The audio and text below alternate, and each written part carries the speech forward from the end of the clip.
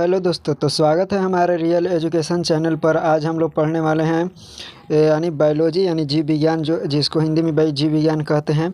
यानी उसके जो है वो 30 गो VVI जो है ऑब्जेक्टिव क्वेश्चन करने वाले हैं चैप्टर पहला का। यानी पहला चैप्टर का नाम है ये जय प्रक्रम एवं पोषण। यानी जय प्रक्रम एवं पोषण, ये सारे चीज़ हम लोग पढ़ा दिए हैं। सब्जेक्टिव जितना है वो सारे चीज़ हम लोग पढ़ा दिए हैं, इसलिए आप पहले उसको देख लीजिएगा तब इस वीडियो को देखिएगा। और नहीं तो आपको ऑब्जेक्टिव चाहिए तो इस वीडियो को ज़रूर आप देखिएगा। उसके बाद आप अगर आप चैनल पर नए हैं तो हमारे चैनल को जो है वो सब्सक्राइब कर दीजिए, ताकि आपको टाइम टू टाइम अपडेट आपको ये चैनल पर वीडियो अपलोड कराया जाएगा तो मिलता रहे।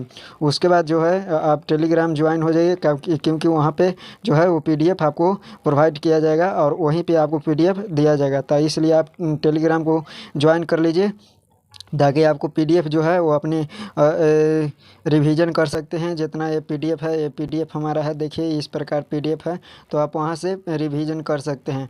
तो चलिए हम लोग शुरू करते हैं। हम लोग आज जो पढ़ने वाले हैं यानी बायोलॉजी, और बायोलॉजी के जो पहला चैप्टर है उसका देखने वाले हैं ऑब्जेक्टिव, यानी 30 गो ऑब्जेक्टिव देखने वाले हैं। तो आप वीडियो के एंड तक बने रहिएगा, तो तब आपको ज़्यादा समझ में आएगा। चलिए हम लोग शुरू करते हैं।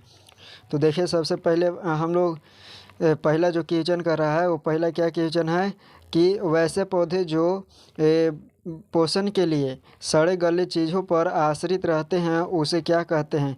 वैसा जीव जो अपने भोजन के लिए सड़े गले पौधों पर यानी सड़े गले पौधों पर आश्रित रहता है, तो वैसे जीव को क्या कहते हैं। तो याद रखिएगा, वैसे जीव को क्या कहते हैं, तो मृतजीवी। क्या कहते हैं, मृतजीवी जीव कहते हैं उसको। क्या कहते हैं, मृतजीवी। यानी ऑप्शन नंबर बी हो जाएगा, यानी हमारा जो सही आंसर है वो बी हो जाएगा। उसके बाद जो अगला क्वेश्चन कर रहा है, अगला क्वेश्चन क्या कर रहा है कि पोषण यानी जो पोषण है स्वपोषी भोजन के लिए आवश्यक होता है। स्वपोषी भोजन के लिए क्या आवश्यक होता है।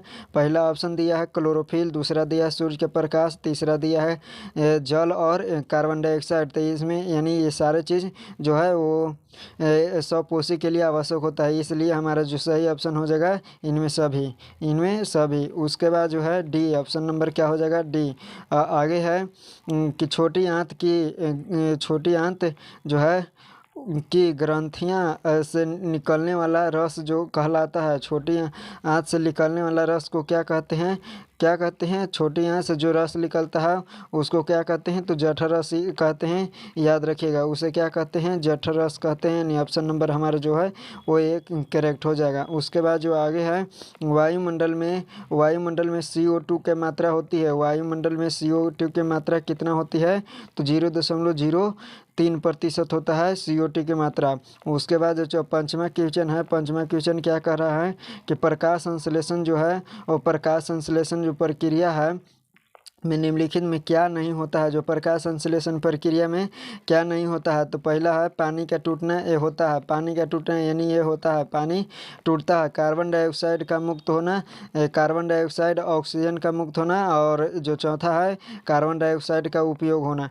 तो क्या चीज़ नहीं होता है, तो कार्बन डाइऑक्साइड मुक्त नहीं होता है। यानी ऑप्शन नंबर हमारा जो बी है वो बी क्या हो जाएगा, करेक्ट हो जाएगा। यानी हमारा जो ऑप्शन नंबर बी है वो करेक्ट हो जाएगा, यानी कार्बन डाइऑक्साइड मुक्त नहीं होता है। तो ये हमारा बी सही हो जाएगा। उसके बाद जो है इनमें किसके द्वारा अमीबा भोजन का अंत ग्रहण करता है। किसके द्वारा, पहला है उत्पाद के द्वारा, परिवहन के द्वारा, और भोजन राजधानी के द्वारा, केंद्र के द्वारा। तो याद रखिएगा किसके द्वारा करता है, तो याद रखिएगा कुटपाद के द्वारा। किसके द्वारा, कुटपाद के द्वारा। यानी ऑप्शन नंबर जो हमारा ए है वो करेक्ट हो जाएगा। अगला जो है, अगला जो सातवां जो क्वेश्चन है वो सातवां क्वेश्चन क्या कह रहा है, कह रहा है कि इनमें से एक ही छिद्र के द्वारा, इनमें से एक छिद्र के द्वारा ग्रहणी ग्रसनली में जुड़ता है। किस छिद्र के द्वारा ग्रहणी ग्रसनली में जुड़ता है, तो याद रखिएगा कि छिद्र के द्वारा जुड़ता है, तो निगल द्वार के द्वारा जुड़ता है। किसके द्वारा, निगल द्वार के द्वारा जुड़ता है। यानी ऑप्शन नंबर हमारा जो है ये सही हो जाएगा, ये हमारा जो है वो सही हो जाएगा। उसके बाद जो है ग्रहणी भाग है, ग्रहणी जेजुनोमिलियम, ये किसका, तीनों भाग किसका है, ग्रहणी जेजुनोमिलियम, ये तीनों भाग किसका है, तो छोटी आंत के। याद रखिएगा ग्रहणी जेजुनोमिलियम किसका भाग है, छोटी आंत के। छोटी आंत के ग्रहणी जेजुनम इलियम, याद रखिएगा तीनों भाग। तो ये ऑप्शन नंबर है जो हमारा जो ऑप्शन है, ऑप्शन क्या हो जाएगा यानी सी क्या हो जाएगा, इज द करेक्ट आंसर। क्या हो जाएगा, छोटी आंत क्या हो जाएगा, सही आंसर सी। यानी मनुष्य के अगला है क्वेश्चन कह रहा है, अगला क्वेश्चन क्या कर रहा है, अगला क्वेश्चन कह रहा है कि जो है मनुष्य के आहार नाल की लंबाई करीब कितना होता है। तो मनुष्य की आहार नाल की लंबाई करीब कितना होता है, तो याद रखिएगा मनुष्य के आहार नाल की लंबाई होता है हमारा जो है वो 8 से 10 मीटर होता है, 8 से 10 मीटर। यहाँ पे याद रखिएगा मीटर होगा, यहाँ पे मीटर हो जाएगा, एम यानी मीटर हो जाएगा। तो याद रखिएगा यानी ऑप्शन नंबर हमारा जो भी है वो क्या हो जाएगा, करेक्ट हो जाएगा। आगे है पृथ्वी जो है वो पृथ्वी के रचनात्मक एवं क्रिया सॉरी ब्रिक के रचनात्मक एवं जो ब्रिक है वो ब्रिक के रचनात्मक एवं क्रियात्मक इकाई को क्या कहते हैं। तो याद रखिएगा ब्रिक के रचनात्मक एवं क्रियात्मक इकाई को नेफ्रॉन कहते हैं। क्या कहते हैं, नेफ्रॉन। और नेफ्रॉन जो है वो बहुत ही ज़्यादा हमारे ब्रेक में पाया जाता है, बताएंगे जब पढ़ाएंगे तब, यानी उत्सर्जन पढ़ाएंगे तब बताएंगे। उसके बाद जो है आगे है मनुष्य में जो है मनुष्य का प्रमुख जो श्वसन अंग है, मनुष्य का प्रमुख श्वसन अंग क्या है, तो याद रखिएगा फेफड़ा। मनुष्य का जो प्रमुख श्वसन अंग है क्या है, फेफड़ा है। ये भी ध्यान रखिएगा मनुष्य का जो श्वसन अंग है वो प्रमुख क्या है, फेफड़ा। आगे है हमारा जो आगे है, आगे क्वेश्चन क्या कहता है कि स्वपोषी पौधे के लिए, स्वपोषी पौधों के लिए क्या आवश्यक होना चाहिए। तो स्वपोषी पौधों के लिए पहला ऑप्शन है क्लोरोफिल, दूसरा है कार्बन डाइऑक्साइड तथा जल, तीसरा है सूर्य का प्रकाश और चौथा है यानी डी है उपयुक्त सभी। तो हमारा जो ऑप्शन नंबर सही हो जाएगा यानी डी हो जाएगा। क्या हो जाएगा, डी ऑप्शन नंबर सही। ऑप्शन नंबर डी हमारा जो है वो सही हो जाएगा। उसके बाद जो अगला है यानी 13वां क्वेश्चन क्या है, मानव में हृदय में पाए जाते हैं। मानव के हृदय में क्या पाया जाता है, तो याद रखिएगा मानव के हृदय में दिया ऑप्शन 2 वेश में, 3 वेश में, 2 वेश में, उसके बाद 4 वेश में और 5 वेश में। तो बताया थे कि मनुष्य के हृदय में कितना वेश में पाया जाता है, तो मनुष्य के हृदय में 4 वेश में पाए जाते हैं, मनुष्य के हृदय में 4 वेश में पाए जाते हैं। अगला है यानी ऑप्शन नंबर हमारा सी आंसर सही हो जाएगा। उसके बाद जो आगे है, आगे क्या कहता है, आगे कहता है कि जो मनुष्य है निम्नलिखित में से कौन सा मलेरिया परजीवी मलेरिया परजीवी है, कौन सा मलेरिया परजीवी है। तो हमारा जो ऑप्शन नंबर जो है मलेरिया परजीवी जो है वो ये सही हो जाएगा, मलेरिया परजीवी ये सही हो जाएगा यानी प्लाज्मोडियम है यानी सही हो जाएगा option number A. Option number क्या है, ए सही है आंसर, ऑप्शन नंबर ए सही है। उसके बाद जो अगला है, अगला क्या कहता है कि कवक जो है वो कवक में पोषण की कौन सी विधि पाई जाती है, कवक में पोषण की कौन सी विधि पाई जाती है। अगला क्वेश्चन कर रहा है यानी 15वां क्वेश्चन है, पोषण में कवक में पोषण की कौन सी विधि पाई जाती है। तो बताइए कवक में पोषण की कौन सी विधि पाई जाती है। तो याद रखिएगा मृतजीवी यानी ऑप्शन नंबर ए सही हो जाएगा, ऑप्शन नंबर ए हमारा जो सही है। उसके बाद समान अनुशीतलन रक्तदाब कितना होता है, समान अनुशीतलन रक्तदाब कितना होता है, समान अनुशीतलन रक्तदाब कितना होता है। तो 80 mm 80 mm क्या होता है, 80 mm, ऑप्शन नंबर ए सही हो जाएगा। उसके बाद जो है अगला क्वेश्चन कह रहा है कि रुधिर का कौन सा रक्त स्राव को रोकने का मदद करता है। तो याद रखिएगा प्लेटलेटस कौन है, तो डी यानी अब सॉरी सी क्या हो जाएगा, ऑप्शन नंबर सही हो जाएगा सी यानी प्लेटलेट्स यानी सही हो जाएगा ऑप्शन नंबर सी। अगला क्वेश्चन कहता है कि पित्त रस कहाँ से स्रावित होता है। तो पित्त रस याद रखना जो है वो यकृत से स्रावित होता है, कहाँ पे, यकृत से स्रावित होता है यानी ऑप्शन नंबर जो हमारा है वो बी सही हो जाएगा। और पित्त कहाँ संचित रहता है, तो पित्ताशय में, याद रखिएगा पित्त कहाँ संचित रहता है, तो पित्ताशय में। अगला क्वेश्चन कह रहा है, अगला क्वेश्चन जो है 18वां क्वेश्चन क्या कहता है, देखिए 19वां क्वेश्चन जो है वो 19वां क्वेश्चन पार्विट के विखंडन से यह यह कार्बन डाइऑक्साइड जल तथा ऊर्जा देता है और यह क्रिया होता है। यह क्रिया किस में होता है? जो पार्विट है वो पार्विट के विखंडन में यह कार्बन डाइऑक्साइड एवं जल तथा ऊर्जा देता है। और यह क्रिया किस में होता है? ये पूरा संपूर्ण क्रिया किस में होता है? तो याद रखिएगा माइटोकॉन्ड्रिया में होता है। माइटोकॉन्ड्रिया में होता है, यानी ऑप्शन नंबर बी सही हो जाएगा। श्वसन के अंतिम चरण का उत्पाद होता है। तो श्वसन के अंतिम चरण का उत्पाद जो होता है वो कार्बन डाइऑक्साइड जल और ऊर्जा, यानी option number D. Option number क्या हो जाएगा? डी हमारा जो है वो सही हो जाएगा। ऑप्शन नंबर डी हमारा जो है वो सही है।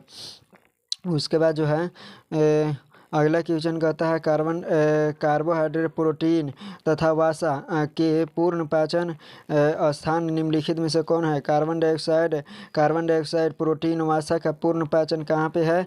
तो याद रखिएगा छोटी आंत। कहाँ पे? छोटी आंत जो है वो छोटी आंत में पूर्ण पाचन होता है। छोटी आंत में पूर्ण पाचन ऑप्शन नंबर जो है वो सी सही हो जाएगा। यानी इसको कहते हैं क्षुद्रांत्र, इसको कहते हैं यानी छोटी आंत को। तो याद रखिएगा छोटी आंत में जो है वसा और प्रोटीन या इस पूरी तरह से क्या हो जाता है? पच जाता है, यानी छोटी आंत ऑप्शन नंबर सी। अगला क्वेश्चन कहता है कि सभी हरे पौधे में होते हैं, सभी हरे पौधे होते हैं तो क्या होते हैं? तो स्वपोषी होते हैं, यानी option number A. Option number क्या हो जाएगा? ए। Option number A. सभी हरे पौधे क्या होते हैं?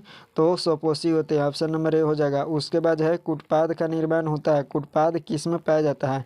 कुटपाद किस में पाया जाता है या कुटपाद का निर्माण किस में होता है? तो अमीबा में। याद रखिएगा अमीबा में होता है, पैरामीशियम में नहीं होता है। पैरामीशियम में नहीं होता है। उसके बाद जो है यूग्लिना में भी नहीं होता है।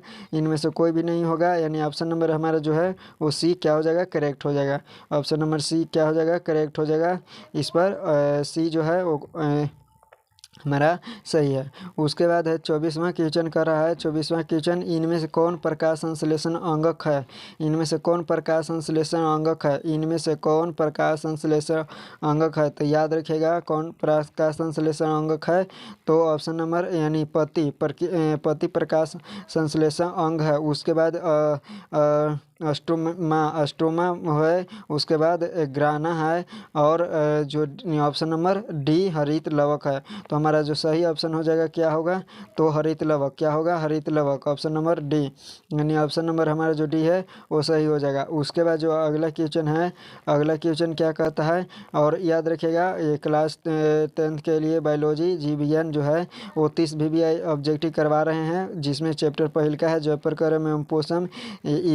जो है यह जरूर परीक्षा में लड़ेगा। और हमारा जो टारगेट है वो टारगेट कितना है? तो 450 प्लस, यानी हमारा टारगेट कितना है? 450 प्लस। तो इसलिए आप सबसे पहले हमारे चैनल को क्या कर ले? सब्सक्राइब कर ले, ताकि आपको किसी भी प्रकार से परेशानी ना हो। और टेलीग्राम को ज्वाइन कर लीजिए, वहाँ पे सारा जो है PDF प्रोवाइड किया जाएगा। चलिए अब हम लोग चलते हैं 25वां क्वेश्चन पर। तो चलिए 25वां क्वेश्चन क्या कहता है? 25वां क्वेश्चन जो है वो मनुष्य के शरीर के सबसे बड़ी ग्रंथि क्या है? तो सबसे बड़ी ग्रंथि क्या है? तो ऑप्शन है लीवर, उसके बाद अग्न्याशय, अंडाशय, एड्रीनल। तो क्या हो जाएगा? ऑप्शन नंबर जो हमारा ए है वो सही हो जाएगा, यानी लीवर को ही यकृत कहते हैं। तो ऑप्शन नंबर क्या हो जाएगा? ए सही हो जाएगा हमारा ऑप्शन नंबर ए। तो याद रखिएगा ऑप्शन नंबर हमारा जो है वो ए क्या है? सही है। चलिए अब हम लोग आगे चलते हैं और 26वां क्वेश्चन देखते हैं। और देखते हैं कि मछली के हृदय में कोष्ठों की संख्या होती है। तो मनुष्य जो है मछलियों के हृदय में कोष्ठों की संख्या कितना होती है? तो मछलियों के ये जो हृदय है उसमें कितना कोष्ठ होता है? तो याद रखिएगा मनुष्य के कोष्ठ कितने होते हैं? तो 2। याद रखिएगा कितना होता है? 2 होता है। तो हमारा जो ऑप्शन नंबर ए हो जाएगा वो क्या हो जाएगा? सही हो जाएगा। ऑप्शन नंबर ए सही हो जाएगा। उसके बाद जो है एक वयस्क मनुष्य के में कितने दांत होते हैं? तो एक वयस्क मनुष्य में कितने दांत होते हैं? तो 32 दांत होते हैं। कितने दांत होते हैं? 32 दांत, यानी 28 नहीं। उसके बाद 28 नहीं, होगा, 30 नहीं होगा, 34 नहीं हो जाएगा, यानी हमारा जो ऑप्शन नंबर क्या हो जाएगा, यानी सी सही हो जाएगा हमारा ऑप्शन सी। उसके बाद जो रक्त यानी 3 गो और बच चुका है। अब हम लोग पहुँच चुके हैं, यानी इसका क्लास का अंत में हम लोग पहुँच चुके हैं। तो रक्त जो है वो रक्त का थक्का बनाने की सहायता कौन करता है, तो याद रखिएगा कौन। तो रक्त जो है पहला क्वेश्चन है लाल रक्त कोशिका, उसके बाद श्वेत रक्त कोशिका, रक्त बिंबाणु, इनमें से कोई नहीं। तो हमारा जो ऑप्शन नंबर जो सी है वो सी क्या हो जाएगा, करेक्ट हो जाएगा। सी हमारा जो है वो करेक्ट हो जाएगा, यानी रक्त बिंबाणु या इसी को कहते हैं प्लेटलेट्स, समझ में आ रहा है, या थाइब्रोनोजिन इसी को कहते हैं। उसके बाद जो है अगला क्वेश्चन कह रहा है कि मैग्नीशियम पाया जाता है, यानी ऑप्शन नंबर जो है वो 28वां की क्या हो जाएगा, सी सही हो जाएगा। उसके बाद जो है मैग्नीशियम पाया जाता है, तो मैग्नीशियम पाया जाता है किस में पाया जाता है, तो ऑप्शन जो है हमारा जो ऑप्शन ए है क्लोरोफिल में, दूसरा है लाल रक्त कण में, उसके बाद जो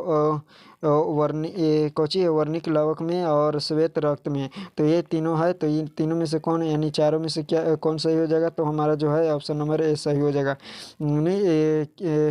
जो है क्लोरोफिल में पाया जाता है, किस में पाया जाता है, क्लोरोफिल में पाया जाता है।